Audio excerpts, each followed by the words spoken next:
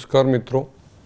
ગુજરાત માધ્યમિક શિક્ષણ અને ઉચ્ચતર માધ્યમિક શિક્ષણ બોર્ડ ગાંધીનગરના માધ્યમથી હું રાજીવ જોશી ધોરણ 12 જીવ વિજ્ઞાન વિષયના ચોથા ચેપ્ટર પ્રાજનનિક સ્વાસ્થ્યની ચર્ચા કરવા આપની સમક્ષ ઉપસ્થિત થયો છું.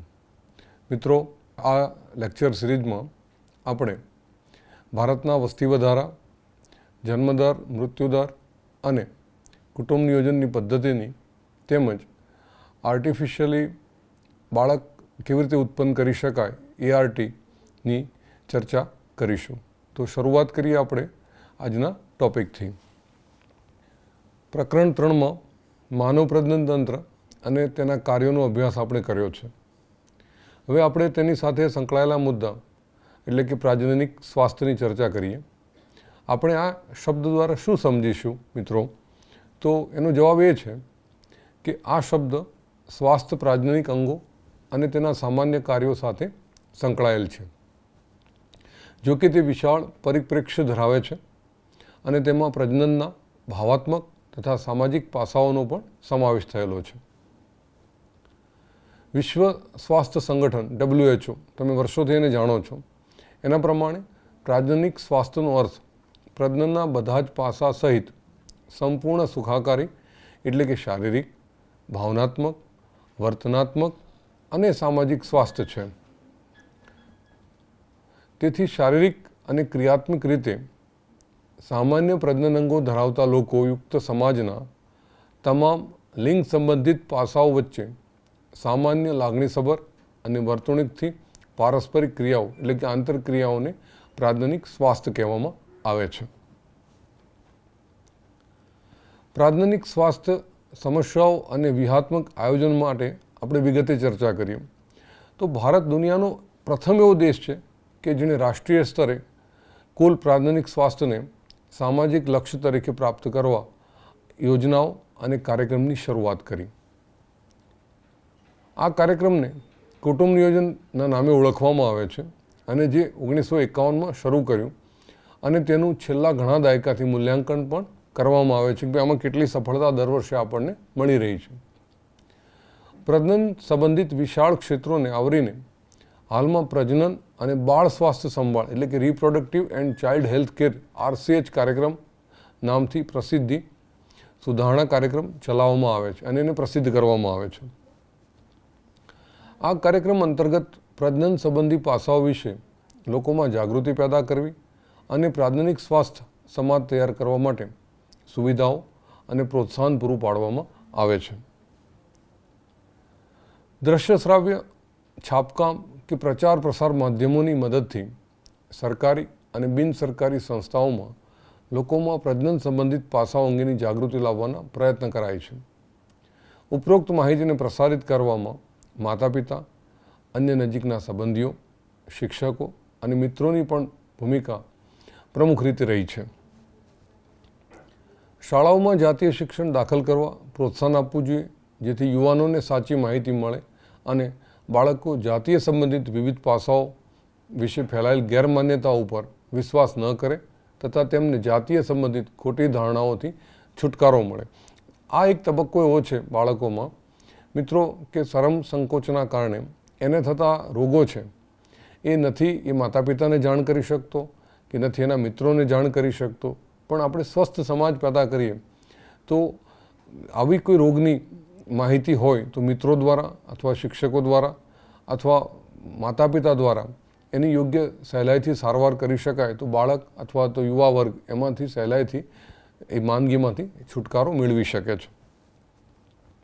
લોકોને પ્રજનન અંગો, કિશોરાવસ્થા અને સંબંધિત ફેરફારો, સુરક્ષિત અને આરોગ્યપ્રદ જાતીય વ્યવહાર, જાતીય સંક્રમિત રોગો અને એઇડ્સ વગેરેની માહિતી વિશેષ રૂપથી જે લોકો કિશોરાવસ્થા વય જૂથના છે એમને પ્રજનન સંબંધી સ્વસ્થ જીવન તરફ દોરી જતી હોય છે.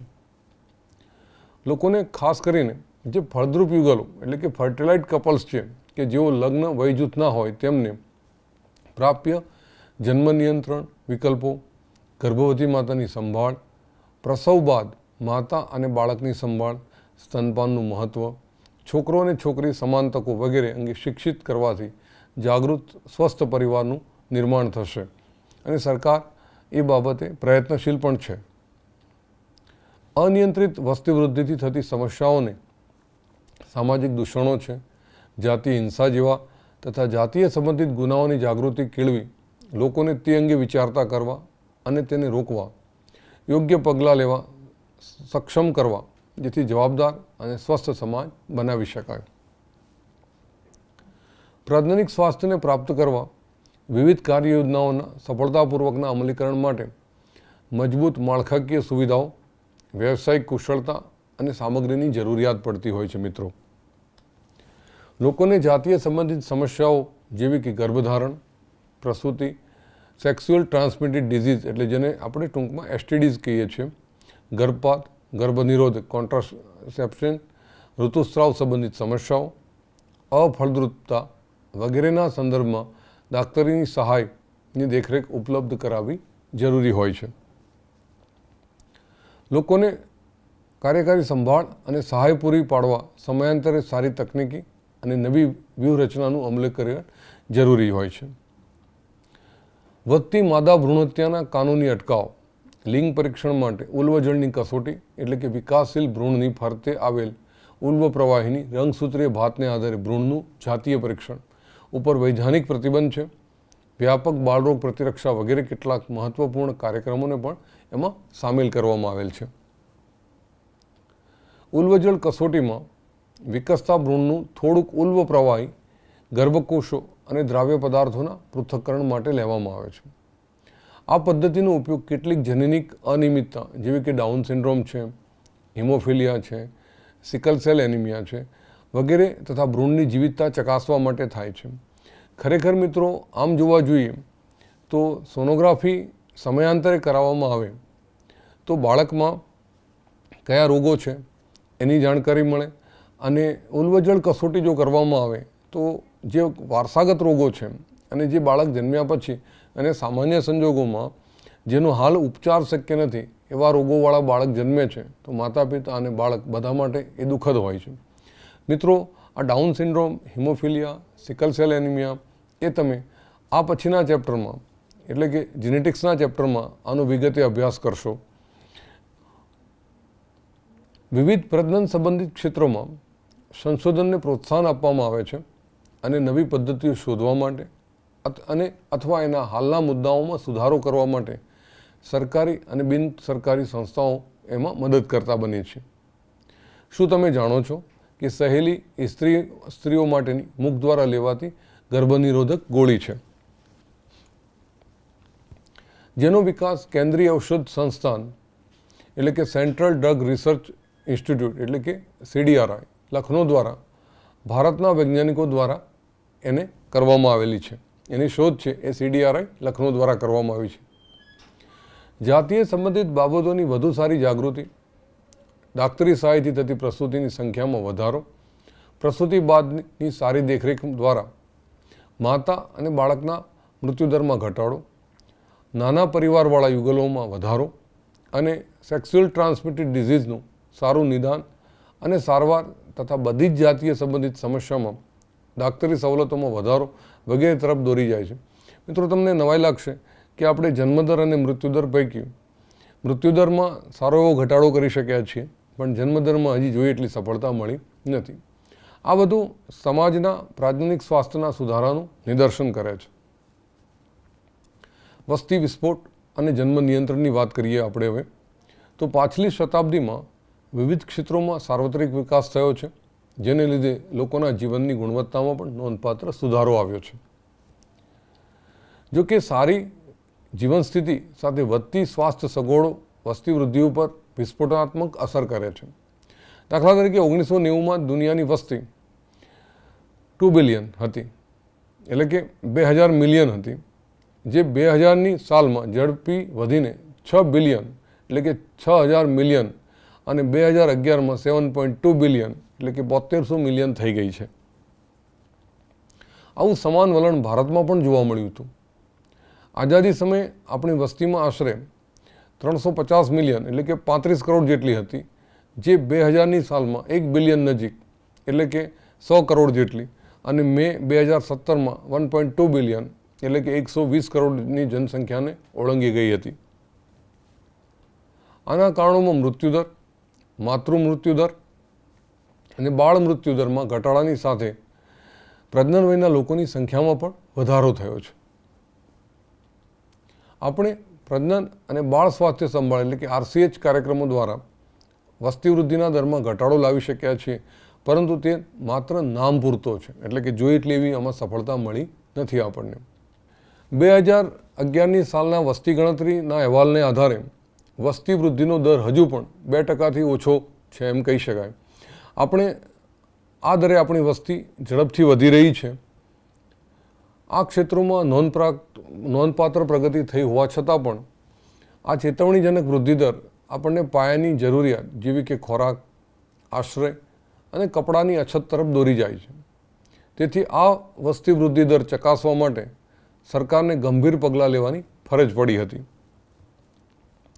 આ સમસ્યાનું સૌથી મહત્ત્વનું પગલું એ છે કે વિવિધ ગર્ભ નિરોધક પદ્ધતિઓનો ઉપયોગ અંગે નાના પરિવારોને પ્રોત્સાહન આપવું. કદાચ તમે પ્રસાર માધ્યમો દ્વારા ઉપરાંત પોસ્ટર, બિલ્સ વગેરેમાં જાહેરાત જોઈ હશે, જેમાં ખુશ દંપતી 2 બાળકો સાથે દર્શાવેલા હોય છે અને સાથે સ્લોગન "અમે 2, અમારા 2" એવું લખેલું હોય છે. મોટાભાગે યુવા શહેરી વિસ્તારમાં કામ કરતા ઘણા દંપતીઓ એક બાળકના ધોરણો અપનાવે છે. લગ્નની વૈધાનિક ઉંમર સ્ત્રીઓ માટે 18 વર્ષ તથા પુરુષ માટે 21 વર્ષ નક્કી છે અને આ સમસ્યાથી બચવા માટે નાના પરિવારો માટે દંપતીઓને પ્રોત્સાહિત કરવામાં આવે છે, એટલે કે એમને જાગૃત કરવામાં આવે છે. એક આદર્શ ગર્ભ નિરોધક ઉપયોગ કરનાર હિતોનું રક્ષણ કરવાવાળું, સરળતાથી પ્રાપ્ય, અસરકારક અને પ્રતિવતી સાથે નહિવત અથવા તો ઓછામાં ઓછી આડઅસર હોય તેવું હોવું જોઈએ.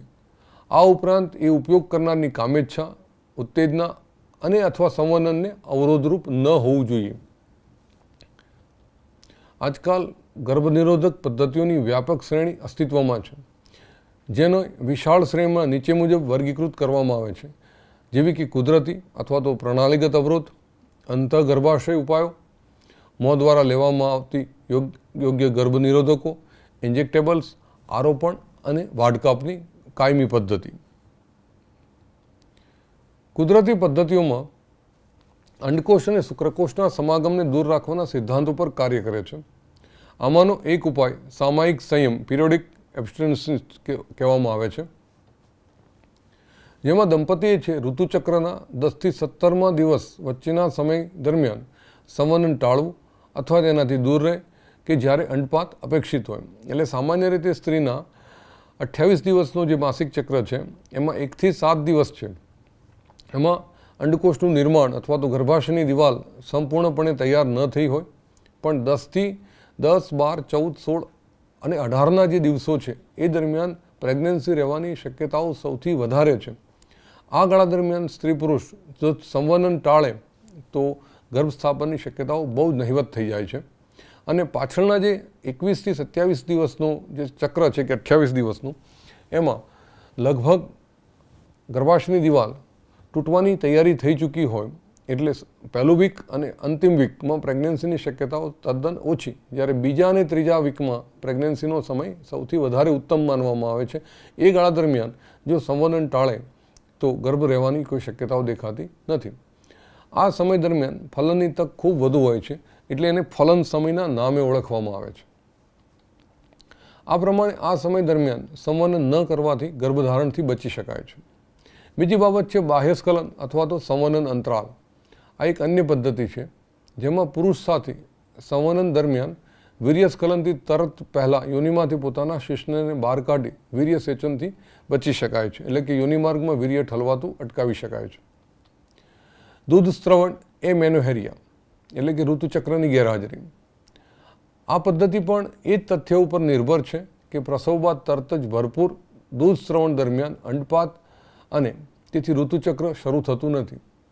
એટલા માટે કેટલાક દિવસો સુધી માતા બાળકને સંપૂર્ણ સ્તનપાન કરાવવાનું ચાલુ રાખે ત્યાં સુધી ગર્ભધારણની તકો લગભગ શૂન્ય હોય છે. એટલે કે માતા જ્યાં સુધી સ્તનપાન કરાવશે ત્યાં સુધી ફિઝિકલી આપણે જોવા જઈએ તો સ્તનપાન માટે ઓક્સિટોસિન જરૂરી છે. ઓક્સિટોસિન ગર્ભાશયના સંકોચન સાથે સંકળાયેલો છે. ગર્ભ સ્થાપિત થાય તો ગર્ભાશયનો વિકાસ થવો જરૂરી છે. તો ઓક્સિટોસિન એમાં અવરોધરૂપ છે. એટલે જ્યાં સુધી માતા બાળકને સ્તનપાન કરાવે છે ત્યાં સુધી ગર્ભ રહેવાની કોઈ શક્યતા હોતી નથી. જો કે આ પદ્ધતિ પ્રસૂતિ બાદના મહત્તમ લગભગ 6 મહિના સુધી જ અસરકારક હોય છે. જો કે ઉપરોક્ત પદ્ધતિઓમાં કોઈ દવા અથવા સાધનોનો ઉપયોગ થતો નથી અને તેથી તેની આડઅસરો પણ નહિવત હોય છે. અને સ્તનપાન જેટલું વધુ કરે એટલો સમય સ્ત્રીને સ્તન કેન્સર થવાની શક્યતાઓ પણ ઓછી છે એવું મેડિકલમાં પુરવાર થયું છે. જો કે તેના નિષ્ફળ જવાનો દર ખૂબ ઊંચો હોય છે. ક્યારેક આ પદ્ધતિમાં ક્યારેક પ્રેગ્નન્સી રહેવાની શક્યતાઓ પણ જોવા મળી છે. અવરોધ પદ્ધતિઓ અંતર્ગત અવરોધકોની મદદથી અંડકોષ અને શુક્રકોષનો ભૌતિક સીધો સંપર્કમાં આવતા રોકવામાં આવે છે. આ પદ્ધતિઓ પુરુષ અને સ્ત્રી બંને માટે ઉપલબ્ધ છે. ખાસ કરીને અહીંયા સ્ત્રી અને પુરુષ માટેના નિરોધની અહીંયા ફિગર મૂકી છે. મિત્રો, સામાન્ય સંજોગોમાં ભારતમાં સૌથી વધારે પુરુષ માટેના નિરોધ એ વધારે વપરાય છે, જ્યારે સ્ત્રી માટેના કોન્ડોમ, જેને સામાન્ય રીતે ફેમાડોમ કહેવામાં આવે છે, પણ એનું ચલણ જોઈએ એટલું નથી. એટલે કે બહુ જૂજ કેસોમાં સ્ત્રી માટેના નિરોધનો ઉપયોગ થતો હોય છે. નિરોધ એ અવરોધક છે જેને પાતળા રબર અથવા લેટેક્સથી બનાવવામાં આવે છે, જેના ઉપયોગથી પુરુષના શિશ્નને અને સ્ત્રીની યોનિ તથા ગ્રીવાને સંવનનથી થોડાક સમય પહેલાં ઢાંકવામાં આવે છે, જેથી સ્ખલિત વીર્યનો સ્ત્રોત જનન માર્ગમાં દાખલ ન થઈ જાય અને જેનાથી ગર્ભધાનથી બચી શકાય છે. નિરોધ પુરુષ માટેના કોન્ડોમનું પ્રસિદ્ધ માર્ગ અથવા તો બ્રાન્ડ છે, જે ભારત સરકાર દ્વારા વિકસાવવામાં આવેલું હતું. કોન્ડોમનો ઉપયોગ હાલના સમયમાં વધ્યો છે. જેના કારણોમાં તેનો વધારાનો ફાયદો એ છે કે તે ઉપયોગ કરનારને જાતીય સંક્રમિત રોગો અને એઇડ્સથી બચાવે છે. બંને પુરુષ અને સ્ત્રીના કોન્ડોમ નિકાલજોગ હોય છે. તેને જાતે જ પહેરીને દાખલ કરી શકાય તેવા હોય છે અને તેની ઉપયોગિતા અથવા ઉપયોગકર્તાની ગોપનીયતા બની રહે છે. બીજો જ એક શબ્દ છે આંતરપટલ. ગ્રીવા, ટોપી અને વોલ્ટ્સ એ પણ રબરના બનેલા અવરોધકો છે, જેને ડાયફ્રાગ્રામ તરીકે ઓળખવામાં આવે છે, જેને સ્ત્રીઓના પ્રજનન માર્ગમાં સંવનન દરમિયાન ગ્રીવાને ઢાંકવા માટે એક જેલી જેવા પદાર્થને ચોંટાડી દેવામાં આવે છે. તેઓ ગર્ભધારણને ગ્રીવા દ્વારા શુક્રકોષોના પ્રવેશને અટકાવીને રોકવાનું કાર્ય કરતા હોય છે. તે પુનઃ ઉપયોગી છે. આ અવરોધકોની સાથે સાથે શુક્રાણુનાશક ક્રીમ, જેલ અને ફોર્મનો ઉપયોગ કરી ગર્ભનિરોધક ક્ષમતા વધારો કરવામાં વપરાય છે. શુક્રાણુનાશક ક્રીમ છે અથવા જેલ અથવા ફોર્મ છે એ યોનિમાર્ગમાં ઓક્સિજન કેપેસિટી ઘટાડી દે છે, જેથી કરીને શુક્રકોષનું આયુષ્ય બહુ સહેલાઈથી ઓછું થઈ જાય છે અને શુક્રકોષોનો નાશ થઈ જાય છે, જે અંડકોષ સુધી પહોંચતો નથી. બીજી અસરકારક અને પ્રસિદ્ધ પદ્ધતિ એટલે કે અંતઃગર્ભાશયના ઉપાયો IUDSનો ઉપયોગ છે. આ સાધનોને ડૉક્ટર કે નિષ્ણાત નર્સ દ્વારા યોનિમાર્ગ દ્વારા ગર્ભાશયમાં દાખલ કરાય છે. આંતરગર્ભાશય ઉપાય હાલમાં બિન ઔષધિ IUDS એટલે કે લિપિસ લૂપ, કોપર મુક્ત કરતો IUDS અને CU7, મલ્ટીલોડ 375 અને અંતઃસ્રાવ મુક્ત કરતા IUDS પ્રોજેસ્ટાટ LNG-20 ઉપલબ્ધ છે. અહીંયા કોપરટી આપ જોઈ શકો છો.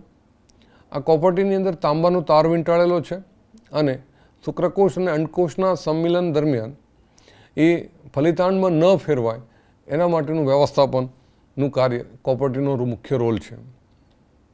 IUDS એ જે સ્ત્રી ગર્ભધારણમાં વિલંબ અથવા બાળકો વચ્ચે અવકાશ ઈચ્છે છે તેના માટે આદર્શ ગર્ભનિરોધક છે. આ એક પ્રકારથી ભારતમાં વ્યાપક રીતે સર્વસ્વીકૃત ગર્ભનિરોધક પદ્ધતિઓ ગણવામાં આવે છે. સ્ત્રીઓ દ્વારા ઉપયોગમાં લેવામાં આવતો એક અન્ય ગર્ભનિરોધક પ્રોજેસ્ટેરોન અથવા પ્રોજેસ્ટેરોન ઇસ્ટ્રોજનના સંયોજન કે જેને થોડી માત્રામાં મોં દ્વારા લેવામાં આવે છે. તેઓની ગોળીઓના સ્વરૂપમાં ઉપયોગ થાય છે અને તેને લોકપ્રિય રીતે પિલ્સ તરીકે ઓળખવામાં આવે છે. આ પિલ્સમાં ઇસ્ટ્રોજન અને પ્રોજેસ્ટેરોનનું સંયોજન, જેથી કરીને સ્ત્રીમાં એને ગર્ભસ્થાપનમાં એટલે કે ગર્ભની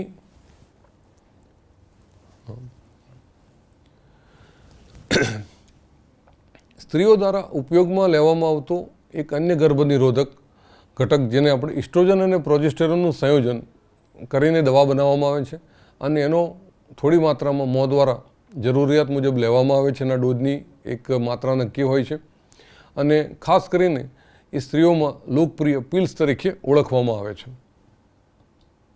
પિલ્સ ઋતુચક્રના પ્રથમ 5 દિવસ દરમિયાન લેવાની શરૂ કરવામાં આવે અને સતત 21 દિવસ સુધી રોજ લેવી જરૂરી છે. 7 દિવસના અંતરાય કે જ્યારે ઋતુસ્રાવ ચાલુ હોય બાદ ફરીથી જ્યાં સુધી સ્ત્રી ગર્ભધારણને રોકવા ઈચ્છે છે ત્યાં સુધી એ જ પદ્ધતિ પુનરાવર્તિત કરવામાં આવે છે અને અંડપાત અને ગર્ભાવસ્થાને અવરોધવાનું એક કાર્ય કરે છે.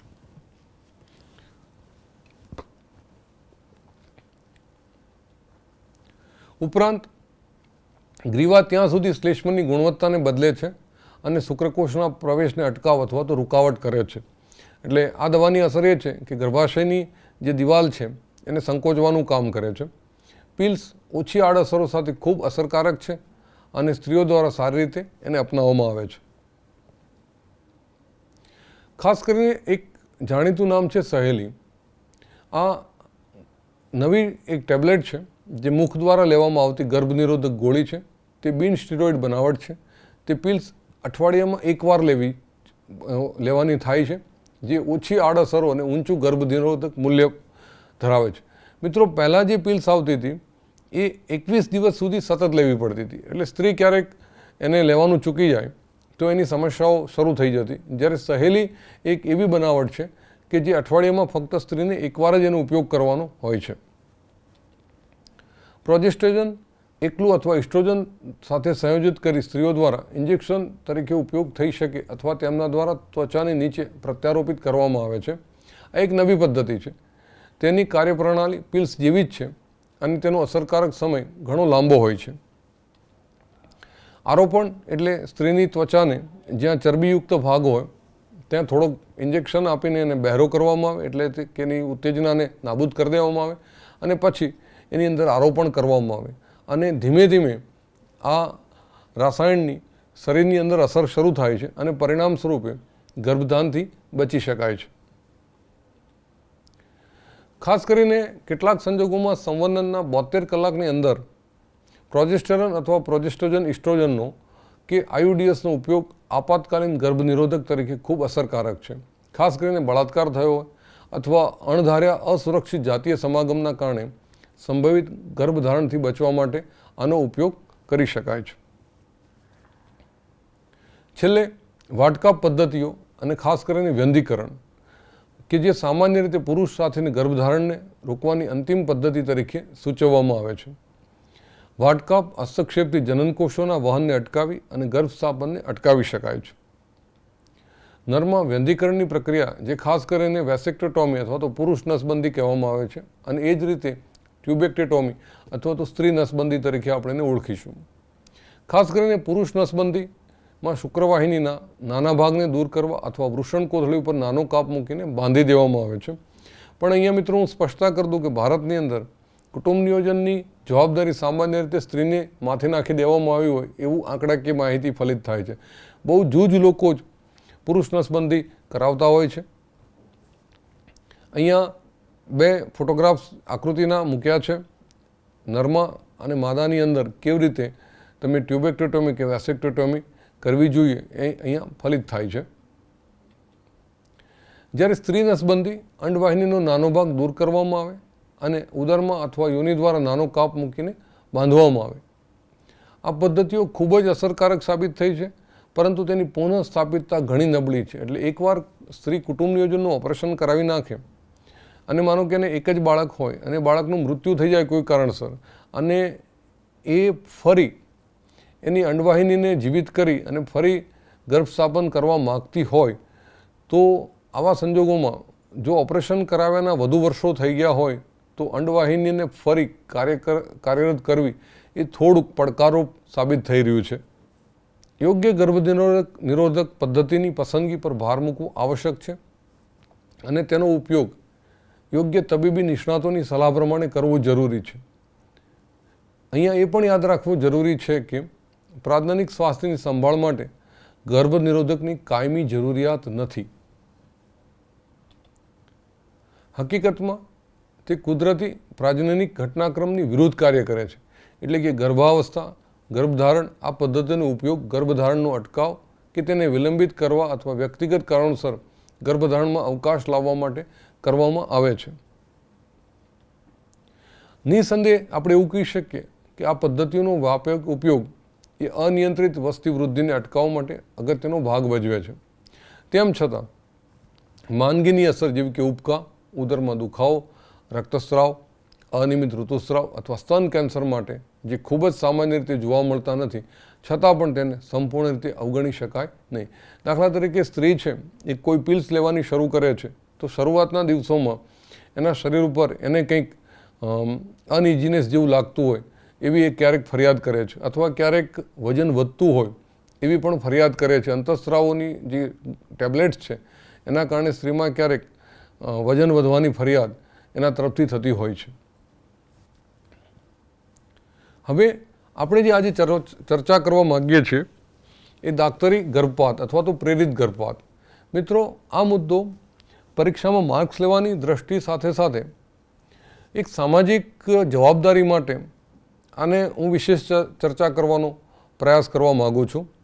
મિત્રો, MTP જે છે એના સંદર્ભમાં વિચારીએ આપણે તો ગર્ભધારણના પૂર્ણ સમય પહેલાં ઇરાદાપૂર્વક અથવા તો સ્વૈચ્છિક ગર્ભપાતનો દાક્તરી ગર્ભપાત અથવા તો MTP અથવા તો પ્રેરિત ગર્ભપાત કહેવામાં આવે છે. સામાન્ય રીતે આશરે 45 થી 50 મિલિયન MTP વિશ્વમાં દર વર્ષે કરવામાં આવે છે, જે કુલ કાલ્પનિક ગર્ભધારણના 5 પૈકીના એકની સંખ્યામાં હોય, એટલે કે 5મો ભાગ ગણી શકાય. આમ તો MTP થાય એ વસ્તીના ઘટાડા માટે અગત્યની ભૂમિકા છે, પણ કેવા સંજોગોમાં MTP થાય છે એની આપણે વિગતે ચર્ચા કરીએ તો પરંતુ તેનો તે હેતુ નથી કે MTP સ્વીકાર કરાવી, કાયદાકીય બનાવી કે તે ઘણા દેશો માટે ચર્ચાનો વિષય છે, કારણ કે તેનો ભાવનાત્મક, નૈતિક, ધાર્મિક અને સામાજિક પ્રશ્નો એની સાથે સંકળાયેલા છે. ભારત એ સાંસ્કૃતિક અને ધાર્મિક મનોવૃત્તિવાળો દેશ છે, જ્યારે યુરોપિયન કન્ટ્રીની અંદર વાતાવરણ એકદમ ફ્રી છે એવું આપણે બોલતા હોઈએ છીએ. ભારત સરકારે MTPના દુરુપયોગને ટાળવા માટે 1971માં સખત કાયદાકીય જોગવાઈઓ કરેલી છે. આ પ્રકારનો પ્રતિબંધ અનઅધિકૃત અથવા ગેરકાનૂની સ્ત્રી ભ્રૂણ હત્યા તથા ભેદભાવને રોકવા માટે પણ મૂકવામાં આવ્યો, કે જે હજુ પણ ભારતમાં વધુને વધુ નોંધાતો જાય છે. MTP શા માટે? તો ખાસ કરીને દેખીતી રીતે જોવા જઈએ તો તેનો જવાબ સામાન્ય અસુરક્ષિત સમાગમ અથવા સમાગમ દરમિયાન ઉપયોગમાં લેવાયેલ ગર્ભ નિરોધક, માનો કે સ્ત્રી કે પુરુષના કોન્ડોમનો ઉપયોગ કર્યો પણ કોઈ કારણસર કોન્ડોમ ફાટી ગયું અને શુક્રકોષો અંડકોષ સુધી પહોંચી ગયા, અથવા કોપર્ટીનો જે સમયગાળો છે પૂરો થયો અને એની જે અસર છે એ યોગ્ય રીતે ન સાબિત થઈ, અથવા ઇસ્ટ્રોજન અને પ્રોજેસ્ટેરોન જે પિલ્સ છે એ યોગ્ય રીતે શરીરમાં એક્સેપ્ટ ન થઈ તો પ્રેગ્નન્સી રહે એ વસ્તુ, અથવા બળાત્કારના કારણે અનૈચ્છિક ગર્ભધારણથી છુટકારો મેળવવા માટે એવો થાય છે. MTP ખાસ કિસ્સાઓ જેવા કે સતત ગર્ભધારણ કે જે માતા કે બાળક અથવા તો બંને માટે હાનિકારક અથવા ઘાતક હોય તેના માટે પણ આવશ્યક છે. ગર્ભધારણના પહેલા 3 મહિનાની વાત કરીએ, એટલે કે ગર્ભધારણના 12 અઠવાડિયા સુધી કરવામાં આવે તો આ MTP સુરક્ષિત માનવામાં આવે છે, કારણ કે હજી ગર્ભાશયની અંદર બાળકનું જે નિર્માણ છે એના પૂરતું ડેવલપમેન્ટ ન થયું હોય. બીજા 3 મહિનામાં કરવામાં આવતો ગર્ભપાત ખૂબ ઘાતક છે, એટલે કે બાળકની જે અંદર પ્રેગ્નન્સીનો 6 માસ પૂરા થઈ ચૂક્યા હોય, એટલે કે એક આખું બાળક નિર્માણ પામી ચૂક્યું હોય. આ સંદર્ભમાં એક સૌથી વધુ પરેશાન કરતી બાબત એ છે કે માત્ર મોટાભાગની MTP ગેરકાનૂની રીતે અકુશળ ગેરલાયક વ્યક્તિ પાસે કરાવવામાં આવે છે, કે જે માત્ર અસુરક્ષિત નહીં પરંતુ ઘાતક પણ નીવડતી હોય છે. અન્ય ખતરનાક પ્રવૃત્તિ ન જન્મેલા બાળકની જાતિ પરીક્ષણ માટે એમ્નિયોસેન્ટેસિસ ઉલ્વજળ કસોટીનો દુરુપયોગ છે. ભારતની અંદર સ્ત્રી પુરુષની સંખ્યામાં જે અસમાનતા પેદા થઈ એની પાછળનું આ એક મોટું પરિણામ છે. અવારનવાર એવું જોવા મળ્યું છે કે ગર્ભ માદા હોય તો MTP કરાવવામાં આવે છે, એટલે કે સોનોગ્રાફી 3 મહિના પછી કરાવવામાં આવે અને મોટાભાગે 1 કે 2 દીકરીઓ જેના ઘરમાં જન્મી ચૂકી છે એ ત્રીજી દીકરી લાવવા માટે પ્રયત્નશીલ હોતા નથી. તો એવા સંજોગોમાં જો ગર્ભ માદા હોય તો લોકો એનો મોટાભાગે MTP કરાવી જ નાખતા હોય છે. આ સંપૂર્ણ રીતે કાયદાની વિરુદ્ધ છે. જો કે તમે હવે ગર્ભ પરીક્ષણ કેન્દ્રો કરનારા, જે મશીનરી રાખનારા જે મેડિકલના માણસો છે, એમના દવાખાનાઓમાં કે એમના સેન્ટરોમાં બહુ જ મોટા અક્ષરે અહીંયા બોર્ડ મારવામાં આવતા હોય છે કે અહીંયા ગર્ભની કોઈ પણ પ્રકારની પરીક્ષણની કાર્યવાહી થતી નથી. ખાસ કરીને દીકરો કે દીકરી, જે ગર્ભસ્થ શિશુ છે એની જાતિ નક્કી કરી આપવાની કોઈ કાર્યવિધિ અહીંયા થતી નથી, એવું સરકાર દ્વારા અને ડૉક્ટરો દ્વારા પણ પેશન્ટને સમજાવવામાં આવે છે. આ પ્રવૃત્તિને ટાળવી જોઈએ, કારણ કે આ યુવા માતા અને ગર્ભ બંને માટે ઘાતક હોય છે. અસુરક્ષિત સંવર્ધનને ટાળવા માટે અસરકારક પરામર્શ અને ગેરકાનૂની ગર્ભપાતનું જોખમ પરિબળોની સાથે સાથે વધુ પડતું સ્વાસ્થ્ય સુવિધા પૂરી પાડી બિન આરોગ્યપ્રદ વલણને આપણે અટકાવી શકતા હોઈએ છીએ.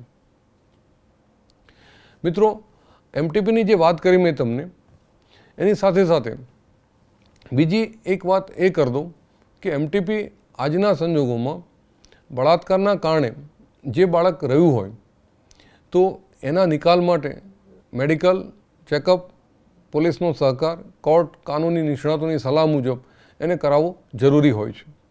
અને મિત્રો, હવે લઈએ છીએ આપણે જાતીય સંક્રમિત ચેપ વિશેની માહિતી. તો જે ચેપ અથવા રોગો જાતીય સમાગમ દ્વારા સંક્રમિત થતા હોય તેને સામૂહિક રીતે જાતીય સંક્રમિત ચેપ અથવા તો STI અથવા સમાગમને લગતા રોગો અથવા પ્રજનન માર્ગના ચેપ તરીકે ઓળખવામાં આવે છે. રિપ્રોડક્ટિવ ટ્રેક્ટ ઇન્ફેક્શન, જેને RTI તરીકે ઓળખવામાં આવે છે.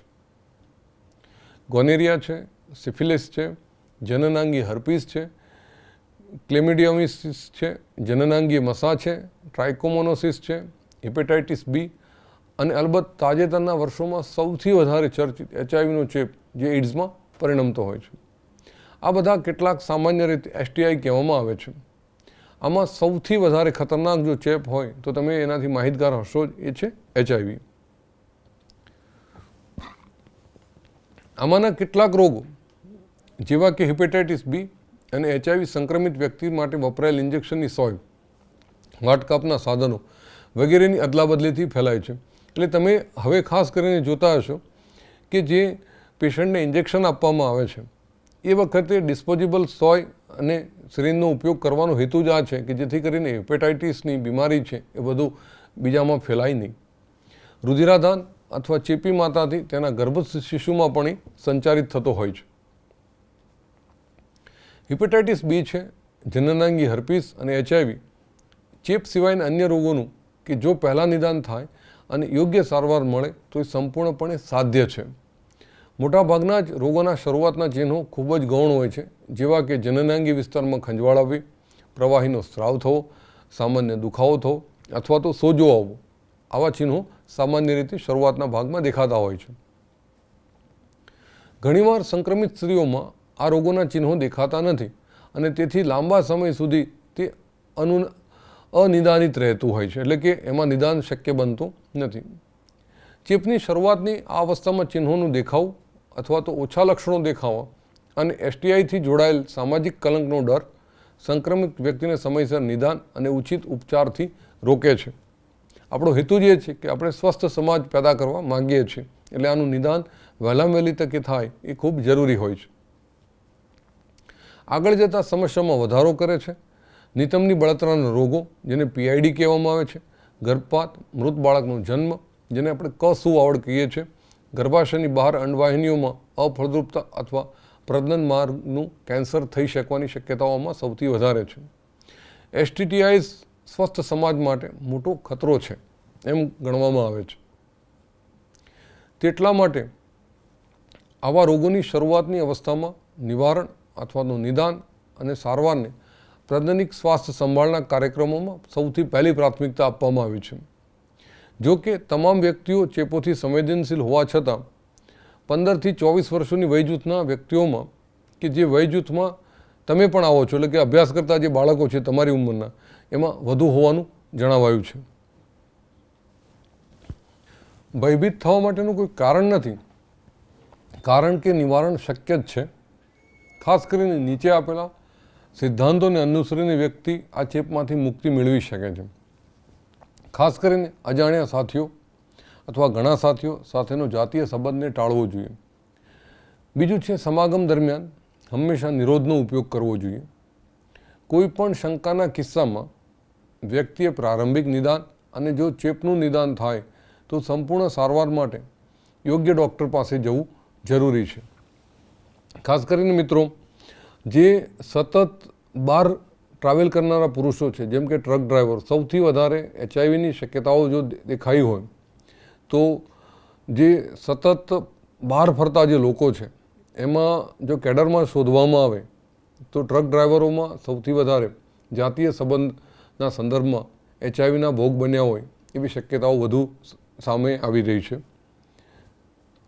બીજું છે અફળદ્રુપતા અથવા તો વંધ્યતા. મિત્રો, આ એક અલગથી ટોપિકની આપણે ચર્ચા કરવા માગીએ છીએ કે પ્રાથમિક સ્વાસ્થ્યની ચર્ચા અફળદ્રુપતાના વંધ્યત્વના ઉલ્લેખ વગર અધૂરી છે. ભારત સહિત પૂરી દુનિયામાં મોટી સંખ્યામાં દંપતીઓ અફળદ્રુપ છે. આ અફળદ્રુપતાનું કારણ એવું છે કે કેટલીક શારીરિક ખામીઓના કારણે અફળદ્રુપતા છે, કેટલાક રાસાયણિક ખાતરોની અસરો શરીર ઉપર આવવાના કારણે છે, પર્યાવરણની અસરો પણ એની અંદર આવી છે, ઇલેક્ટ્રોનિક્સ ગેજેટના ઉપયોગ અને કેટલાક એવા વિસ્તારો કે જ્યાં માનવ સ્વાસ્થ્ય ઉપર સીધી અસર થતી હોય અને જેના કારણે શુક્રકોષ કે અંડકોષના ઉત્પાદન ઉપર સીધી અસર આવતી હોય એના કારણે દંપતીઓમાં અફળદ્રુપતાની સમસ્યા સૌથી વધારે સામે આવી રહી છે. અને તમે જોતા હશો કે આ જ કારણસર તમે રોજે રોજ ટીવીમાં, ન્યૂઝપેપરની અંદર વંધ્યત્વ નિવારણ માટેની હોસ્પિટલોની એડની સંખ્યા પર ડે વધી રહી છે. એ જ સૂચવે છે કે નિસંતાન દંપતીઓની સંખ્યા ભારતમાં કૂદકે ને ભૂસકે વધી રહી છે. અને જો કે એની સારવાર દ્વારા દંપતીઓના જીવનમાં એક આનંદ પ્રસારી શકવાનું પણ હવે એક ઉમદા ઉદાહરણ પૂરું પાડવાની શરૂઆત થઈ ચૂકી છે. એટલે કે ખાસ કરીને તેઓ અસુરક્ષિત જાતીય સહવાસ અને છતાં પણ બાળક પેદા કરવા માટે અસમર્થ હોય છે. આના અનેક કારણો હોઈ શકે. દાખલા તરીકે જેવી રીતે કે શારીરિક રીતે અસક્ષમ છે અથવા કેટલાક જન્મજાત એમાં રોગો દેખાય છે, દવાઓની આડઅસરો છે, પ્રતિરક્ષા સંબંધિત અથવા મનોવૈજ્ઞાનિક. પણ ભારતમાં સામાન્ય રીતે દંપતીને બાળક ન થવાનો દોષ સ્ત્રીઓને આપવામાં આવે છે, પરંતુ સામાન્યતઃ એવું ન હોતા આ સમસ્યા પુરુષ સાથીમાં પણ હોઈ શકે છે. પણ ભારતમાં કોઈ પણ અત્યાચાર માટેનું જો સૌથી સરળ માધ્યમ હોય તો મિત્રો સ્ત્રી છે. કુટુંબીજનો એને અભાગણી તરીકે અથવા તો નિસંતાન વાંજ સ્ત્રી તરીકે બિરુદ આપે છે. તો દરેક વખતે એવું નથી હોતું કે સ્ત્રી અંડકોષ પેદા કરવા માટે સક્ષમ નથી. એમાં અંડકોષ પેદા થતા જ હોય સમયાંતરે, પણ એના પતિમાં કે પુરુષમાં શુક્રકોષો પેદા ન થતા હોય અથવા પેદા થતા હોય તો એની માત્રા તદ્દન ઓછી હોય, જેથી કરીને એ પુરુષ એ સ્ત્રીના અંડકોષને એના શુક્રકોષની મદદ વડે ફલિત કરવા માટે અસમર્થ હોય, છતાં દોષ સ્ત્રીઓના માથે જ મૂકવામાં આવે છે અને પરિણામે ક્યારેક સ્ત્રીને મોતને વહાલું કરવાના દિવસો પણ આવતા હોય છે. એવું આપણા સમાજમાં ઘણા બધા કિસ્સા આપણે જાણતા હોઈએ છીએ. વિશિષ્ટ સ્વાસ્થ્ય સંભાળ કેન્દ્ર એટલે કે વંધ્યત્વ નિવારણ ચિકિત્સાલય વગેરે નિદાનમાં મદદ કરે છે અને કેટલીક આવી અનિયમિતતાઓની સાચી સારવાર કરી અને દંપતીઓને બાળક પ્રાપ્ત કરાવે છે. અહીંયા જોઈએ તો આમ છતાં જ્યાં ખામીઓને સારી કરવી શક્ય ન હોય ત્યાં કેટલીક વિશિષ્ટ પદ્ધતિઓ કે જે સહાયક પ્રજનન પદ્ધતિઓ એસિસ્ટેડ રિપ્રોડક્ટિવ ટેકનોલોજીસ ART તરીકેને ઓળખવામાં આવે છે. ને ARTના નામથી સામાન્ય રીતે જાણીતી છે અને તેની સહાયથી દંપતીઓ બાળકો પ્રાપ્ત કરતા હોય છે. સામાન્ય રીતે એક બીજો શબ્દ તમે જાણતા હશો, ટેસ્ટ ટ્યુબ બેબી તરીકે આને ઓળખવામાં આવે છે. આના પ્રકારોમાં ઇન વિટ્રો ફર્ટિલાઇઝેશન, IVF, શરીરની બહાર લગભગ શરીરની અંદર જેવી સ્થિતિમાં ફલન કરાવવું અને ભ્રૂણ સ્થળાંતરિતને લગતી પદ્ધતિ છે. એટલે કે શુક્રકોષ અને અંડકોષ કેટલાક સંજોગોમાં સ્ત્રી અને પુરુષના શરીરમાંથી મેળવીને એક સ્ટરીલાઇઝ સાધનોની અંદર અંડકોષ ઉપર શુક્રકોષનો મારો કરી અંડકોષને ફલિત કરી અને સ્ત્રીના અંડવાહિની છે, ગર્ભાશય છે, આવા વિવિધ ભાગોમાં સ્થાપન કરવાની પદ્ધતિઓ એને IVF સાથે અથવા તો ટેસ્ટ ટ્યુબ બીવીના કાર્યક્રમ તરીકે ઓળખવામાં આવે છે. જોઈએ વિગતવાર આપણે. ખાસ કરીને જેમાં પત્ની અથવા તો દાતા સ્ત્રીનો અંડકોષ અને પતિ અથવા દાતા પુરુષના શુક્રકોષને એકત્રિત કરવામાં આવે છે અને પ્રયોગશાળામાં યોગ્ય સ્ટિમ્યુલેટેડ પરિસ્થિતિમાં ફલિતાંડના નિર્માણને પ્રેરવામાં આવે છે. મિત્રો, અહીં એક વાત સ્પષ્ટ કરી દો કે પત્ની અને દાતા એવા બે શબ્દ લખ્યો છે. પતિ અને દાતા. ઘણી વખત એવું બને કે પતિ પત્ની પૈકી પુરુષ શુક્રકોષ ઉત્પન્ન કરી શકવાને સક્ષમ હોય પણ તેની પત્નીના અંડપિંડમાં ખામી હોય અને અંડકોષ પેદા ન કરી શકતી હોય ત્યારે, અથવા પત્ની અંડકોષ પેદા કરવા માટે સક્ષમ છે પણ એના પતિમાં શુક્રકોષનું નિર્માણ શક્ય નથી, અથવા જથ્થો ઓછો છે, અથવા શુક્રકોષની મોબિલિટી ઓછી છે કે જે કોઈપણ રીતે અંડકોષને ફલિત કરી શકવાને લાયક નથી, ત્યારે પતિ પત્નીની સહમતિથી અથવા કુટુંબીજનોની સહમતિથી કોઈ એક અજાણ્યા વ્યક્તિનો શુક્રકોષ અથવા અજાણી સ્ત્રીનો અંડકોષ લઈને પણ આ પદ્ધતિનું અમલીકરણ કરી શકાતું હોય છે. ખાસ કરીને જોઈએ, જ્યારે આ પ્રક્રિયા કરવામાં આવે ત્યારબાદ ફલિતાંડ છે અથવા પ્રારંભિક ભ્રૂણ એટલે કે 8 કોષીય સુધીના ગર્ભકોષ્ઠી કોષો ધરાવતાને અંડવાહિનીમાં સ્થાનાંતરિત કરવામાં આવે છે.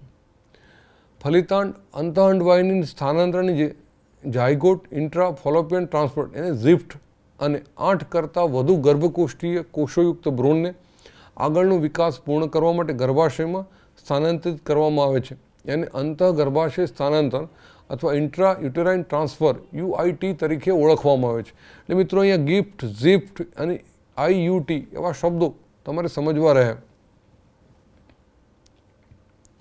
ખાસ કરીને જે સ્ત્રીઓમાં ગર્ભધારણની સમસ્યા હોય તેમની સહાયતા માટે ઇન વિવો ફલન એટલે કે સ્ત્રીના શરીરમાં જનન કોષોનું સંયોજનથી બનતા ભ્રૂણને પણ સ્થાનાંતરણ માટે ઉપયોગમાં લઈ શકાય છે.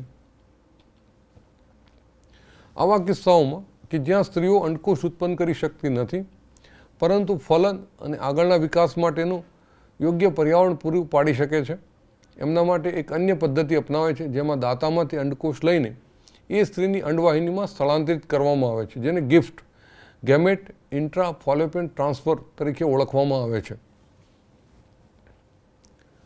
પ્રયોગશાળામાં ભ્રૂણ બનાવવાની એક અન્ય વિશિષ્ટ પદ્ધતિને આંતરકોષરસીય એટલે કે શુક્રકોષ નિક્ષેપણ ICSI intra cytoplasmic sperm injection તરીકે ઓળખવામાં આવે છે, જેમાં શુક્રકોષોને સીધો અંડકોષમાં દાખલ કરવામાં આવતો હોય છે. વંધ્યતા કે અફળદ્રુપતા એ તેની પુરુષ સાથી સ્ત્રીમાં વીર્ય દાખલ કરવા માટે સક્ષમ ન હોવાના કારણે અથવા ઓછી સ્ખલનતા અથવા શુક્રકોષની સંખ્યા ઓછી હોવાના કારણે હોય છે. ખાસ કરીને જો પુરુષ છે એમાં શુક્રકોષનું પ્રમાણ ઓછું હોય અથવા એની સ્ખલન નલિકા યોગ્ય રીતે કામ ન કરતી હોય અથવા શુક્રકોષ અંડકોષ સુધી પહોંચી ન શકતા હોય તો આ પદ્ધતિ ઉપયોગ કરવી જરૂરી હોય છે અને તેને કૃત્રિમ વીર્યસેચન AI આર્ટિફિશિયલ ઇન્સેમિનેશન તરીકે ઓળખવામાં આવે છે અને પદ્ધતિ દ્વારા એને ઠીક કરી શકાતું હોય છે. આ પદ્ધતિમાં વીર્યને પતિમાંથી અથવા તો સ્વસ્થ દાતામાંથી એકત્ર કરવામાં આવે છે, એટલે કે શુક્રકોષ અથવા તો વીર્યના જથ્થાને મેળવી લેવામાં આવે છે, જેને કૃત્રિમ રીતે સ્ત્રીના યોનિમાર્ગમાં અથવા ગર્ભાશયમાં દાખલ કરવામાં આવે છે, જેને IUI અંતઃ ગર્ભાશય વીર્યસેચન ઇન્ટ્રાયુટેરાઇન ઇન્સેમિનેશન તરીકે ઓળખવામાં આવે છે. જો કે વિકલ્પો ઘણા છે, પરંતુ આ બધી પદ્ધતિમાં વિશિષ્ટ નિષ્ણાતો અને મોંઘા સાધનો દ્વારા ચોકસાઈપૂર્વકના સંચાલનની જરૂરિયાત હોય છે. એવું જરૂરી નથી કે તમે IVFનો સહારો લો છો અથવા તો ટેસ્ટ ટ્યુબ બેબીનો સહારો લો છો મેડિકલ સેન્ટરોની અંદર એટલે 100% પ્રથમ વખત જ બધાને સફળતા મળી જાય છે એવું જરૂરી નથી. સ્ત્રી પુરુષના શુક્રકોષ અને અંડકોષની પરિસ્થિતિ, સ્ત્રીના ગર્ભાશય યોનિમાર્ગ અને અંડવાહિનીની પરિસ્થિતિ, અંડપિંડની ક્રિયાશીલતા અને આ બધી પ્રોસેસ કરનાર વ્યક્તિઓની પણ કુશળતા એ ખૂબ જરૂરી હોય છે. તેથી આ સવલતો હાલ આપણા દેશમાં ખૂબ જ ઓછા કેન્દ્રોમાં ઉપલબ્ધ છે, જેથી એની સારવાર ખૂબ જ ખર્ચાળ હોય છે. દેખીતી રીતે જોવા જોઈએ તો આનો લાભ ખૂબ જ મર્યાદિત સંખ્યાના લોકોને પરવડે છે. એટલે સુખી સમૃદ્ધ માણસો જ આ પદ્ધતિનો સહારો લે અને સંતાન પ્રાપ્ત કરે છે. આ પદ્ધતિને અપનાવવામાં ભાવનાત્મક, ધાર્મિક અને સામાજિક પરિબળો પણ અડચણરૂપ બને છે. ઘણી વખત એવું બને છે કે પુરુષ કે સ્ત્રી એ અન્ય દાતા અંડકોષ કે શુક્રકોષ માટે સ્વીકારવા માટે રાજી ન હોય ત્યારે આ પદ્ધતિનું અમલીકરણ એ ખૂબ વિચાર માગી લે તેવું હોય છે. મિત્રો, આ બધી પદ્ધતિનો અંતિમ લક્ષ્ય સંતાન પ્રાપ્તિનો છે. એની સામે જોવા જઈએ તો ભારતમાં અનેક અનાથ અને નિરાધાર બાળકો છે કે જેમને હૂંફ અને છત્રછાયાની જરૂરિયાત છે. જે બાળકો જન્મી ગયા છે એને નિભાવનાર કોઈ છે નહીં. એની સામે કેટલાક દંપતીઓ એવા છે કે જેને સંતાનોની ભૂખ છે. તો શક્ય છે કે જે નિસંતાન દંપતીઓ છે એ અનાથ આશ્રમ અથવા નિરાધાર બાળકોને દત્તક લે તો બાળક તરીકેની એને હક આપે તો નિસંતાન દંપતીઓ માટે એક મોટી સમજૂતીનો ભાગ ગણી શકાય. અને અનાથ અને નિરાધાર બાળકો જે છે કે જેને મા બાપ અથવા તો એક રહેઠાણ અથવા તો આશરો મળે છે કે જેથી બંનેની સુખાકારી એની સાથે સંકળાયેલી છે. અહીંયા વાત ઊંચી સમજશક્તિની છે એમ ગણી શકાય.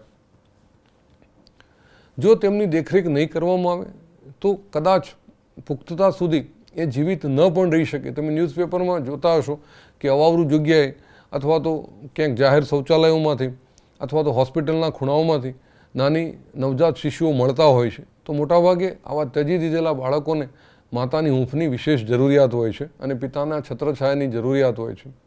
આપણા દેશનો કાયદો બાળકને કાનૂની રીતે જોવા જઈએ તો એમ કહી શકાય કે ગોદ લેવાની પરવાનગી આપે છે.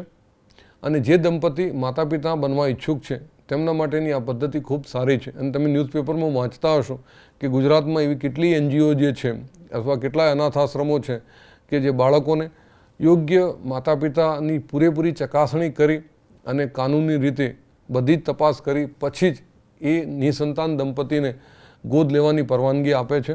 અને એવા ઘણા બધા બાળકો ભારત અને ભારત બહાર જે હાલના તબક્કે સુખી સંપન્ન જીવન જીવે છે અને એમની તમામ ઈચ્છા અને અપેક્ષાઓ લોકો પૂરી કરતા હોય છે. મિત્રો, આ સાથે ચેપ્ટર 4ની પ્રાજ્ઞાનિક સ્વાસ્થ્ય અંગેની ઘણી બધી આપણે ચર્ચા કરી.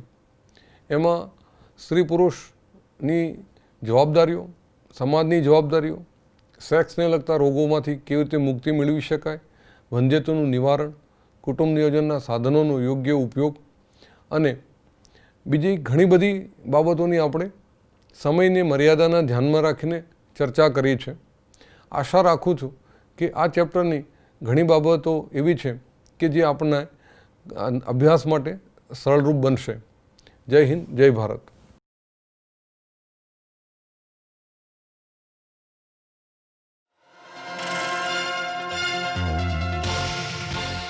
તમને બધાને મળીને બહુ જ આનંદ થયો અને હું ઈશ્વરના ચરણોમાં એ જ પ્રાર્થના કરું છું તમારા બધાના મનમાં ખૂબ આત્મવિશ્વાસ આવે. ગમે એવી મુસીબત આવે તો પણ ડરવાનું નથી. મારી અંદર આત્માની અનંત શક્તિ રહેલી છે. તમે આ કરશો તો હું તમને વિશ્વાસ દેવડાવું છું કે તમારો અંદરનો આત્મવિશ્વાસ જાગૃત થશે અને તમે મનની એકાગ્રતા તમારી વધશે. એને મોટાઓના આશીર્વાદથી, વડીલોના આશીર્વાદથી, ઈશ્વરની કૃપાથી, તમારા પુરુષાર્થથી અવશ્ય સારું રિઝલ્ટ આવશે. ઈશ્વરના ચરણોમાં પ્રાર્થના કે તમને સૌને ઈશ્વર આવી શક્તિ આપે કે તમે વગર ટેન્શને સરસથી એકાગ્રતાથી ભણી શકો અને પછી એમાં સારી પરીક્ષામાં સારા નંબર મેળવી શકો. હરિઓમ તસ્સત. 21મી સદી આપણને કારકિર્દીની અનંત તક આપે છે. જે વિદ્યાર્થીઓ 10મા ધોરણ પછી શું કરવું, કઈ કારકિર્દી પસંદ કરવી એવી મૂંઝવણમાં હોય તેઓ પોતાની રુચિ અને ક્ષમતાઓના આધારે ઘણા બધા ક્ષેત્રોમાં કારકિર્દી બનાવી શકે છે. આવું એક ક્ષેત્ર છે વિજ્ઞાન અને ટેકનોલોજી. ચાલો જાણીએ આ ક્ષેત્ર વિશે અને આ ક્ષેત્રમાં કારકિર્દીની વિવિધ તક વિશે. આજે વિજ્ઞાન અને ટેકનોલોજી આપણા જીવનનો એક અભિન્ન ભાગ છે. ગઈ સદીમાં થયેલ તકનીકી પ્રગતિઓએ આપણા જીવનના દરેક ભાગને સ્પર્શ કર્યો છે. તે પછી ભલે આપણા હાથમાં સ્માર્ટફોન્સ હોય કે મંગળયાન હોય, ગર્ભની ગતિવિધિઓથી લઈને ધરતીકંપો માપવા સુધી વિજ્ઞાન અને ટેકનોલોજી સર્વવ્યાપી છે. તકનીકી ક્ષેત્ર એવી પસંદગી આપે છે જે રોજગાર અથવા સ્વરોજગારની તક ઊભી કરે છે. જેમ કે 10મા ધોરણ પછી ITI, 10મા પછીનો ડિપ્લોમા અને ઉચ્ચતર માધ્યમિક તકનીકી અભ્યાસક્રમો. આ અભ્યાસક્રમો પૂરા કર્યા પછી વિદ્યાર્થીઓ પાસે કામ કરતી વખતે વ્યવહારુ જ્ઞાન પ્રાપ્ત કરવાનો અને દૂરસ્થ શિક્ષણ દ્વારા ઉચ્ચ શિક્ષણ મેળવવાનો વિકલ્પ હોય છે. આ ઉપરાંત ITI કોર્સ પૂર્ણ કર્યા પછી એક પોસ્ટ SSC ડિપ્લોમાના બીજા વર્ષમાં મેરિટના આધારે એડમિશન લઈ શકે છે. જો વિદ્યાર્થીઓએ 10મા ધોરણ સુધી ગણિત અને વિજ્ઞાનમાં રુચિ રાખીને સખત કામ કરી બતાવ્યું છે અને તે સખત કામ કરવાની ક્ષમતા રાખે છે તો પછી પોસ્ટ SSC ડિપ્લોમા કરી શકાય છે. 3 વર્ષનો ડિપ્લોમા પૂરો કર્યા પછી એન્જિનિયરિંગના બીજા વર્ષમાં મેરિટ આધારિત પ્રવેશ મેળવી શકાય છે. વિજ્ઞાન પ્રવાહમાં 11મું અને 12મું પૂર્ણ કર્યા પછી કોઈ પ્યોર સાયન્સ અથવા એપ્લાઇડ સાયન્સ પસંદ કરી શકે છે. પ્યોર સાયન્સમાં ભૌતિકશાસ્ત્ર, રસાયણશાસ્ત્ર, વનસ્પતિશાસ્ત્ર, ભૂસ્તરશાસ્ત્ર, mathematics, electronics, statistics, biotech, genetics, nanotechnology, astrophysics, astronomy વગેરેનો સમાવેશ થાય છે. 12મા પછી BScમાં પ્રવેશ કરી શુદ્ધ વિજ્ઞાન લઈ શકાય છે અને પછી MSc, MPhil, PhD જેવા વ્યવસાયિક અભ્યાસક્રમો કરી શકાય છે જે સંશોધન અથવા શિક્ષણ ક્ષેત્રે અનેક કારકિર્દીની તક આપે છે.